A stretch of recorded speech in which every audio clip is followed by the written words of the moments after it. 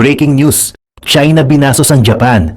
Nilabag ng Chinese military intelligence plane ang Japanese airspace. Isang Chinese Y-9 electronic intelligence aircraft ang nagsagawa ng 2-minute violation of the airspace sa ibabaw ng Japan's territorial waters sa Danjo Islands sa East China Sea noong Lunes, ayon sa mga Japan officials.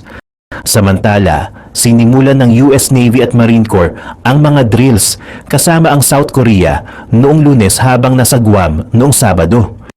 Sinimulan ng US Navy ang military exercise ng Pacific Vanguard 2024 kasama ang Japan Maritime Self-Defense Force, Republic of Korea Navy at ang Royal Canadian Navy. Ang Ministry of Defense ng Japan noong Lunes ay naglabas ng statement na ang paglabag sa airspace ng isang Chinese military Y-9 aircraft ay naganap sa loob ng 2 minuto.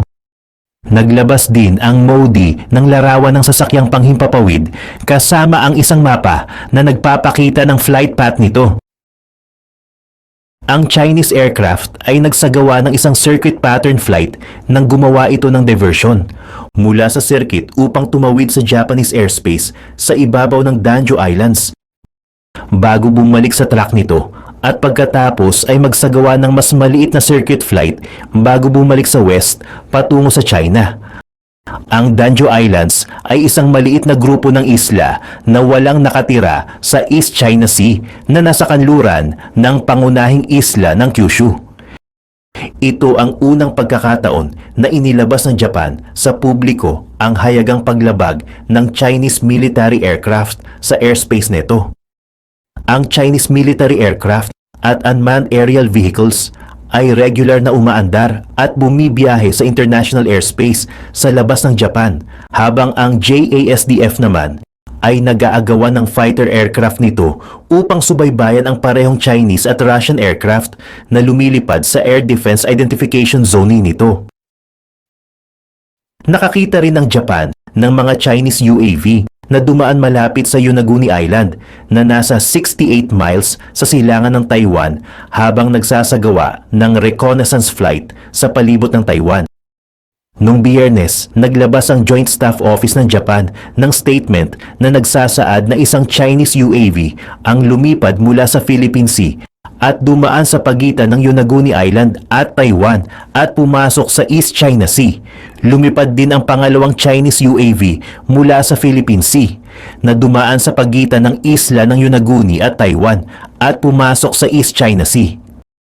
Noong Lunes, sinimulan na ng US Navy at Marine Corps kasama ang South Korea ang exercise Sangyong 24 na magpapatuloy hanggang September 7 at ginagawa sa kahabaan ng South Korean East Coast at sa palibot ng Puhang area upang palakasin ang combat readiness ng US-South Korea Alliance. Pumunta naman tayo sa mga balita dito sa West Philippine Sea. China nag-deploy ng 40 na barko para hadlangan ang misyon ng Pilipinas sa Sabina Shoal. To admit, it is really difficult on the part of the Philippine Coast Guard to resupply BRP Teresa Magbanwa right now. May kabuang 40 na barko ng China, kabilang ang 3 barkong pandigma ang idineploy noong Lunes sa Escoda Shoal sa West Philippine Sea para hadlangan ang humanitarian mission ng Philippine Coast Guard doon. Sinabi ni Commodore J. Tariela, tagapagsalita ng PCG para sa West Philippine Sea, 6 na barko ng China Coast Guard, 3 barkong pandigma ng People's Liberation Army Navy at 31 Chinese maritime militia vessels ang nakadeploy sa misyon para sa BRP Teresa Magbanwa. It just goes to show that they are blatantly disregarding the provisions of UNCLOS and no longer respect the 2016 Arbitral Award. Sa kasamaang palad, sa panahon ng misyon na ito, ang People's Republic of China ay nag-deploy ng labis na puwersa, ayon kay Commodore Tariela. Maaaring i-escort ng US ang Philippine Resupply Mission sa South China Sea, ayon sa Admiral.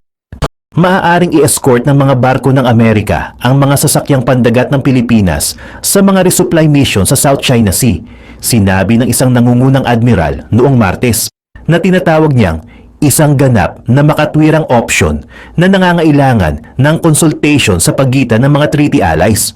Ang mga pahayag na ito ng Amerika ay sinabi ni Samuel Paparo, commander ng US Indo-Pacific Command, na posibleng makakainis sa China pagkatapos ng series ng maritime at air confrontations sa pagitan ng Pilipinas at China sa South China Sea noong nakaraang linggo. First step is consultations on the articles, and so when you ask, would the U.S. consider? I mean, certainly within the context of consultations, every option between the two sovereign nations in terms of our mutual defense. Escort of one vessel to the other is an entirely reasonable option within our mutual defense treaty among this close. Ang China ay maaaring sumalakay sa Taiwan sa loob ng susunod na 3 taon. Kung makikinig ka sa maraming mapagkakatiwalaang sources, pati na rin kay Chinese President Xi Jinping mismo, ganito ang impresyong makukuha mo. Sa kanyang annual New Year's Eve address, inulit ni Xi ang kanyang madalas na sinasabing ang Taiwan ay muling mapag-iisa sa China. Kasama nito ang patuloy na military exercises sa Taiwan Strait bago mag-eleksyon sa Taiwan. Ayon sa Stimson Center, maraming mataas na opisyal ng militar ng US ang naniniwala na ang China ay maaaring sumalakay sa Taiwan bago matapos ang 2027. Isa sa mga pinakakilalang nagsabi nito ay si General Mike Minahan, isang Air Force General. Sa isang memo na nakuha ng NBC, sinabi ni Minahan, "I hope I'm wrong. My gut tells me we will fight in 2025." Na tumutukoy sa kanyang paniniwala na ang pagsalakay ng China sa Taiwan ay malapit na. At bakit nga ba hindi? Ang China ay isang bansa na labis na pinalakas ang kanilang military spending, kaya't ngayon ay isa na sila sa may pinakamalalakas na hukbo sa buong mundo. Sa papel, mas malakas ang military ng China kumpara sa Taiwan. Sa sobrang lakas ng China, kahit ang US ay maaaring magdalawang isip bago makialam sa gera sa pagitan ng Taiwan at China. Pero ang nakikita natin sa papel ay maaaring bahagi lang ng buong kwento. Sa katunayan, ang papel na iyon ay nagtatakip sa mga bitak ng isang hukbong nasa kaguluhan. Ang totoo, imposible na ngayon ang pagsalakay ng China sa Taiwan. Sa video na ito, sasagutin natin ang malaking tanong na nasa isip mo ngayon. Bakit? Para malaman ang sagot, kailangan nating balikan ang mga kaganapan noong December 2023. Habang naghahanda ang Taiwan para sa kanilang nalalapit na eleksyon sa gitna ng patuloy na paglabag ng China sa Davis Line sa Taiwan Strait, abala naman si Xi Jinping sa isang bagay na matagal nang ginagawa ng Chinese Communist Party o CCP. Siya ay nagsasagawa ng purge. Pero hindi ito basta-basta lang na purge.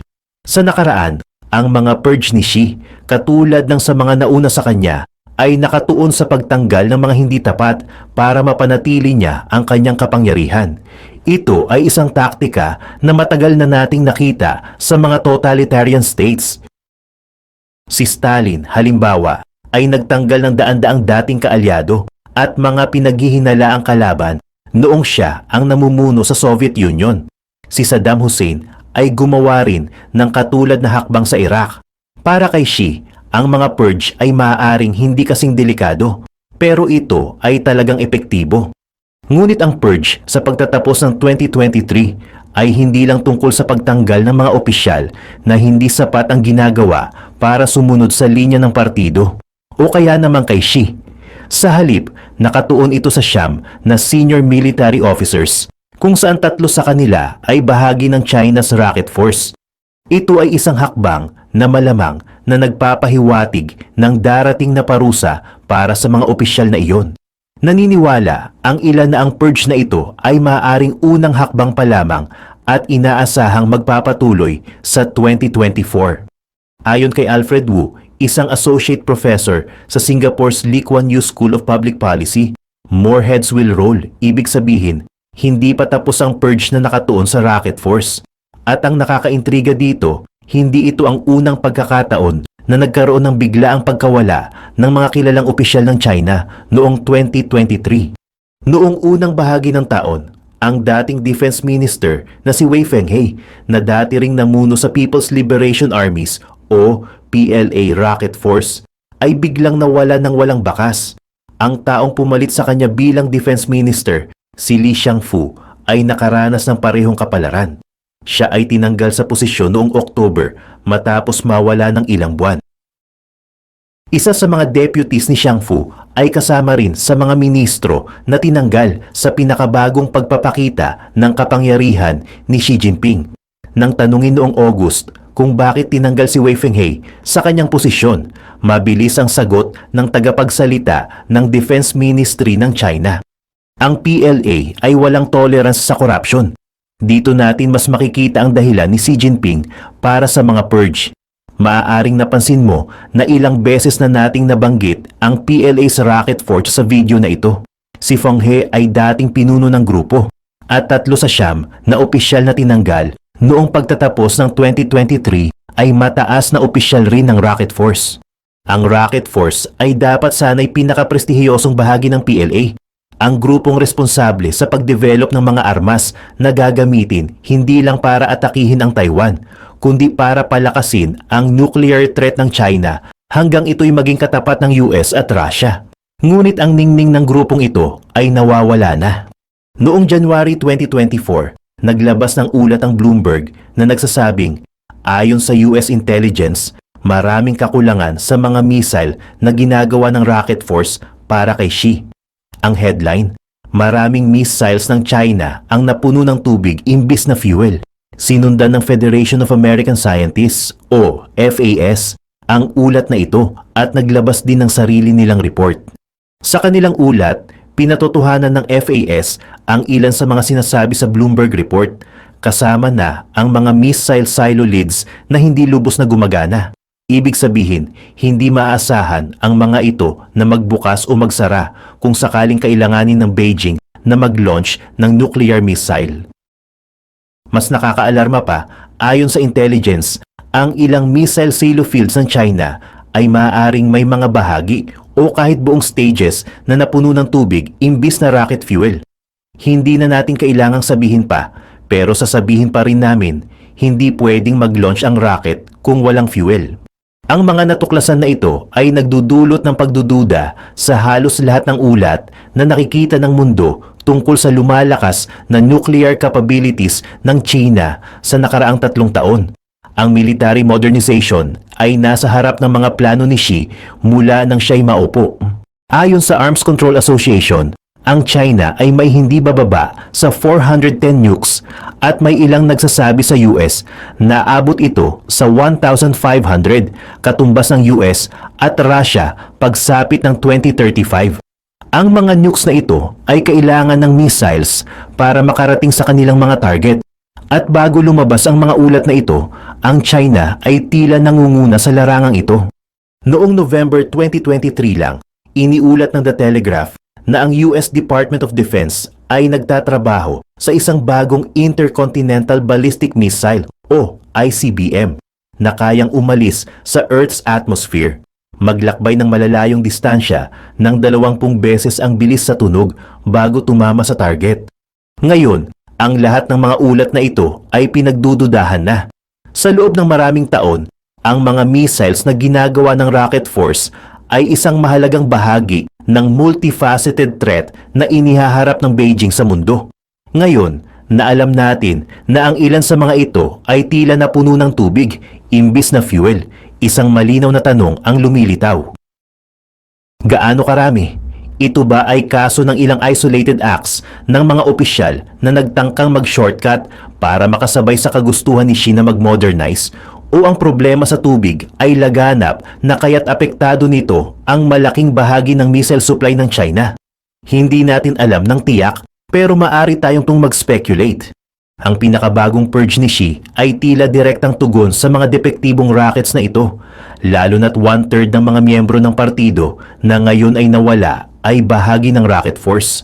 Ang mas nakakabahala para kay Xi, hindi ito ang unang pagkakataon na ang corruption sa kanyang military ranks ay nagpapabagal sa kanyang mga ambisyon. Noong 2015, iniulat ng War on the Rocks na ang corruption sa loob ng PLA ay matagal nang naging paksa ng malaking interes para sa parehong international at Chinese media. Noon pa man, mga paratang ng pagnanakaw, extortion, bribery, at kawalan ng tiwala ang pumipinsala sa militar. At ang pangkalahatang konsensus ay kailangan ni Xi na ayusin ang mga isyong ito para maisakatuparan ang kanyang mga plano sa modernization. Iyon ang sinusubukan niyang gawin. Ang mga pinakabagong ulat na ito ay nagdudulot ng malaking kahihiyan kay Xi. Hindi lang ang mga missile silo leads ay hindi gumagana, ang ilan sa mga rockets ay puno ng tubig. At may mga ulat din na kahit ang mga ordinaryong miyembro ng PLA ay sangkot sa pagnanakaw. Isang dating opisyal ng PLA ang nagkwento sa Radio Free Asia na ang mga problemang ito ay matagal nang umiiral sa Rocket Force at sinabing ang mga troops ay nagnanakaw ng solid fuel mula sa mga Chinese rockets para magluto ng hotpot. Ang rason ng opisyal, kulang na kulang ang supply ng mga troops kaya kailangan nila ng isang bagay na magagamit nila para magluto. Sinabi pa ng opisyal na ang mga sundalo ay pwedeng pumasok lang sa isang armory at humingi ng isang maliit na piraso ng solid fuel na dapat sana'y ginagamit sa mga missile para makapagluto sila. Kahit nakakatawa ang kwento, ipinapakita nito na ang Rocket Force ay hindi sapat na sinusustentuhan ang kanilang mga troops ng mga simpleng panggatong at kagamitan para magluto. Hindi kaya si Xi ay hindi naglaan ng sapat na pondo para sa basic provisions o kaya'y napunta sa maling lugar ang perang iyon, kaya't napipilitan ang kanyang mga tauhan na magluto gamit ang literal na rocket fuel. Malamang hindi ito ang unang rason na nagpapahiwatig na ang Rocket Force ay hindi nagpo-function ng maayos tulad ng dapat. Ang lahat ng ito ay nagdadala sa isang simpleng konklusyon. Maaaring hindi pa handa ang mga rocket ng China na ilunsad in the near future gaya ng iniisip ng marami. Kung gagamitin lahat ng hotpot para sa nawawalang fuel, hindi pa rin ito sapat. Malinaw na may mas malaking problema na sinusubukang lutasin ni Xi sa pamamagitan ng kanyang mga purges. Pagdating sa paggamit ng mga depektibong rocket na ito sa near future, mukhang malas siya. At dito tayo napupunta sa Taiwan. Noong April 2023, iniulat ng Reuters ang tungkol sa ginawang military drills ng China. 3 araw tumagal ang mga ito. Nagsimula nang bumalik ang Pangulo ng Taiwan mula sa pagbisita sa United States. Parang babala na, ganito namin maaring atakihin ang inyong isla. Ang mahalagang isipin dito ay ang likas na katangian ng mga drills na iyon. Ayon sa Defense Ministry ng Taiwan, bukod sa ilang air sorties, ang mga drills ay nakatutok kung paano maaaring magsagawa ang China ng precision missile strikes laban sa Taiwan sakaling magkaroon ng invasion. Sa kanilang WeChat account, nagbahagi ang Chinese military ng isang maikling animation na nagpapakita ng simulated attacks na ginawa ng bansa sa panahon ng drill. Ang video ay nagpapakita ng mga missile na pinalulunsad mula sa lupa, hangin, at dagat patungo mismo sa Taiwan na nagmumungkahi na ang malaking bahagi ng estratehiya ng China ay magpakawala ng missile barrage sa isla. Hindi lang ito ang nag-iisang simulation na nag-a-assume na gagamit ng missile barrage ang China sa Taiwan. Noong August 2023, ang RAND Corporation ay nagsagawa ng sarili nitong war game simulations na may assumption na ang estratehiya ng China ay maglulunsad ng malaking barrage ng mga missile sa Taiwan bilang bahagi ng kanilang invasion. Bago pa man ipatupad ang kanilang mga proposed solutions, nakita sa laro ng RAND na natalo ang US ng mahigit 100 ng kanilang 5th generation aircraft dahil sa mga missile strikes. Ang RAND ay bumaba sa humigit kumulang 50 losses matapos ipatupad ang iba't ibang countermeasures. Hindi solusyon ang mahalaga dito kundi ang mga assumption tungkol sa estratehiya ng China sa Taiwan. Missiles at mas marami pang missiles. Nakikita mo na ba ang problema dito? Ang kamakailang purge kasama ang mga revelasyon ng Bloomberg ay nagpapakita na ang korupsyon ay tila laganap sa rocket force ng China. Alam natin na ang ilan sa kanilang mga missile ay kompromiso dahil alinman sa sila ay pinapalunsad mula sa mga depektibong silos o hindi sila nailulunsad dahil napupuno sila ng tubig imbis na fuel. Kung ang estratehiya ng China sa Taiwan ay magiging missile-focused, hindi makakaramdam ng kumpiyansa si Xi sa estratehiyang matagal niyang pinaghirapan sa nakaraang mga taon. Maaring hindi na maging option para sa China ang mga missile. In the least, hindi ito magiging option hanggat hindi nakakapaghanap si Xi ng mga mapagkakatiwalaang tao upang hindi lang inspeksyonin ang mga missile na kanyang hinahanda para gamitin laban sa Taiwan, kundi palitan din ang mga missile na tinamaan ng napakalawak na korupsyon. Ang lahat ng mga pag-check na ito ay aabot ng oras, at ang oras na ito ay maaaring gamitin ng Taiwan upang patibayin ang kanilang mga fortifications at palalimin ang kanilang alyansa sa United States. At kung pag-uusapan ng US, ang lahat ng oras na gagamitin ng China sa pag-check ng kanilang mga missile stocks ay magbibigay ng pagkakataon sa Amerika na magtayo ng mas matibay na presensya malapit sa Taiwan. Noong April 2023, nag-anunsyo ang bansa ng plano na magtayo ng 4 na bagong military bases sa Pilipinas, kabilang ang isang naval base at paliparan. Magbibigay ito sa kanila ng strategic advantage sa pagbabantay sa sitwasyon sa pagitan ng China at Taiwan. Kapag natapos na ang mga base na ito, may hirapan ang China na maglunsad ng invasion, kaya't kailangan nilang umatake sa loob ng ilang taon para magkaroon ng pinakamalaking tsansa ng tagumpay sa pagsalakay sa Taiwan. Ngayon, hindi na makakapagtiwala si Xi sa mga missile na bahagi ng kanyang plano dahil sa mga isyong teknikal. Kung hindi mag-launch ang mga missile, maaaring magdulot pa ito ng pinsala sa sariling military base ng China. Dahil dito, maaaring tanggalin ni Xi ang mga missile sa kanyang Taiwan strategy. Pero mayroon pa rin siyang malakas na Navy, modernized Air Force, at mas marami pang ground troops kaysa sa Taiwan. Mahigit 2 million active personnel kumpara sa 215,000 ng Taiwan. Kaya't maaring isaalang-alang ni Xi ang isang ground-based invasion. Pero ang tanong, kung hindi siya makakapagtiwala sa kanyang mga missile, paano niya maaasahan ang iba pang bahagi ng militar? Sigurado si Xi na gumagana ang mga barko at eroplano, lalo na't matagal na silang nagsasagawa ng drills sa Taiwan Strait mula pa noong 2023. Pero dahil sa natuklasang mga shortcut sa paggawa ng missiles, nagiging malalim ang mga tanong. Mayroon bang ibang bahagi ng military equipment na apektado ng korupsyon? Gagana ba ang mga eroplano at submarine natin ng maayos? Ang isyong ito sa Rocket Force ay maaaring senyalis lamang ng mas malalalim na problema na ngayon pa lang natutuklasan ni Xi at ng kanyang mga opisyal. Ang mga purge ni Xi Jinping ay hakbang para labanan ang korupsyon sa gobyerno. Ang mensahe niya, pag pumalpak ka, magdusa ka. Pero hindi na bago ang mga purge sa China at tila hindi ito sapat na panakot, lalo na sa mga miyembro ng Rocket Force na kamakailan lang tinanggal. Kaya, epektibo nga ba ang pinakabagong purge na ito? Ngayon, may mga tanong na lumilitaw. Huling bagay na gugustuhin ni Xi, lalo na kung plano niyang salakay ng Taiwan. Kailangan niyang tiyakin na gumagana ang bawat estratehiya at kagamitan ng kanyang puwersa, lalo na't gumastos ang China ng daan-daang bilyong dolyar para sa modernisasyon.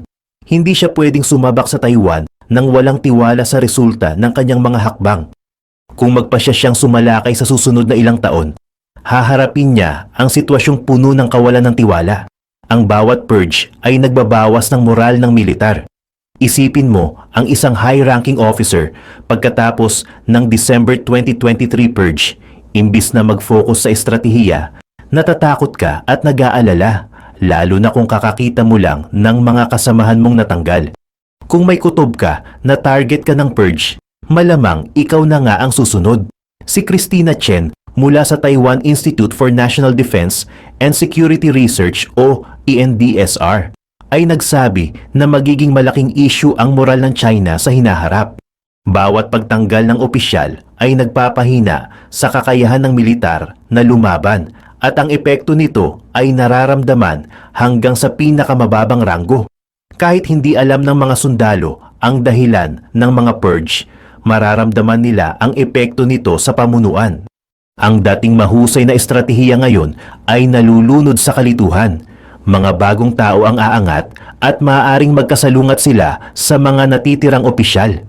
Sa lahat ng ito, maaaring mas abala pa si Xi sa pagtitiyak ng loyalty kaysa sa pagsalakay sa Taiwan. Sa kauna-unahang pagkakataon sa loob ng maraming taon, humaharap ang China sa malaking problema sa ekonomiya. Umabot sa 21.3% ang youth unemployment noong June 2023, pinakamataas mula nang maupo si Xi Jinping. Dahil dito, itinigil na ng gobyerno ang paglabas ng ganitong datos. Bukod pa rito, bagsak ang real estate market at marami sa mga nangungunang developers ng bansa ang nalulubog sa utang. Pati ang manufacturing sector na nagbibigay trabaho sa 18% ng workforce ay apektado ng bumababang global demand. Isa sa mga dahilan ng pagbagsak ay ang pagpasok ng mga bagong players sa industriya at ang Made in China 2025 policy ni Xi. Malaking hamon ito kay Xi na matagal nang umaasa sa economic growth para palakasin ang militar at tiyakin ang loyalty ng mga tao. Dati, gamit ang takot at economic prosperity, pinoposisyon ni Xi ang sarili bilang simbolo ng mas malakas na China. Pero ngayon, dahil sa economic downturn, napipilitan siyang gamitin ang takot para manatili ang loyalty ng kanyang mga nasasakupan. Ang problema sa estratehiyang ito ay nagdudulot ito ng galit at puwersang mag-focus si Xi sa mga internal na usapin. Kaya imbes na tutukan ang pagsalakay sa Taiwan, kailangan niyang tiyakin na sumusunod ang kanyang sariling militar. Dagdag pa rito, hindi madaling sakupin ng Taiwan. Kung madali lang ito, matagal na sana itong ginawa ng China. Matagal na itong nasa plano mula pa noong panahon ni Chairman Mao, pero hindi ito nangyari dahil sa suporta ng United States sa Taiwan. Malaki ang tsansa na makialam ang US kung susubukang sakupin ng China ang Taiwan. Alam ni Xi na ang pagsalakay sa Taiwan ay maaaring humantong sa digmaan laban sa US. Isang delikadong sitwasyon kahit pakampante siya sa kanyang mga missile. Ngayon, mas lalo itong mahirap gawin. Pangalawa, ang heograpiya ng Taiwan ay mahirap sakupin. May mga bundok na pwedeng gawing taguan at may mga mountain bunkers tulad ng Kishan Air Base na mahirap pasukin ng China. Kailangan ng China ng coordinated attack gamit ang eroplano, barko at missile. Pero problema rin ang corruption sa kanilang rocket force. Bukod pa rito, ang Taiwan Strait ay mahirap daanan dahil sa madalas na bagyo at monsoon. Dahil dito, limitado ang panahon kung kailan maaaring sumalakay ang China. Kung magtatangkang tumawid ang China, kaya silang kontrahin ng depensa ng Taiwan at potensyal na puwersa ng Amerika. At kahit makarating ang tropa ng China, maglalaro pa rin sila sa disadvantage sa urban warfare. Kaya, sa halip na mabilis ang pagsalakay, mukhang hindi na isinasama ng Beijing ang opsyon ng pagsalakay sa Taiwan. Imbis na sumugod, gustong gumamit ni Xi ng missile barrage para durugin ang Taiwan mula sa malayo, pero hindi na ito posible dahil sa issue sa kanilang militar. Kaya, hindi na mukhang kasama sa plano ng China ang pagsalakay sa Taiwan. Pero ano sa tingin nyo? Pahinga lang ba ito para makapaghanda ang Taiwan? O kaya naman ay hindi kalakihan ang problema sa missile ng China para pigilan sila sa pagsalakay? Sama sa listahan ay ang mabilis cash. Matagal ko na rin tong na-try itong mabilis cash na ito. Highly recommended ko ito sa iba, lalo na sa mga nag-uumpisa pa lang. Legit talaga ang loan app na ito. Sobrang bilis din ito mag-disburse ng mga loan. Kaya talagang one day lang makukuha mo kagad. Dito sa mabilis cash, mabilis ko lang natapos mag-fill up ng application ko. At the same day, naku sobrang bilis talagang mag-disburse at take note, walang mababawas dito sa ilo-loan mo. Buong-buo mo siya matatanggap. Pwede ka nga pala dito mag-loan ng up to 25,000 pesos.